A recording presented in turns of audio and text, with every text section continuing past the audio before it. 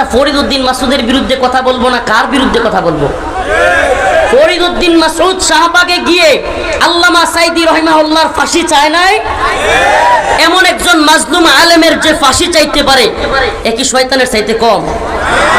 যেই ব্যক্তি হাসিনা এবং আমেরিকা সিআইএর দালালি করতে গিয়া 1 লক্ষ মুফতির ফতোয়া জিহাদের বিরুদ্ধে নেওয়ার জন্য পুরো বাংলাদেশে সফর করেছে, আপনারা আরো শুনলে অবাক হবেন, বাংলাদেশের একমাত্র আলেম যার পরিবারের ফুল সিটিজেন আমেরিকা। এরা সব আমেরিকান নাগরিক, এদের সবার আমেরিকার সিটিজেনশিপ আছে। কল্পনা করতে পারেন?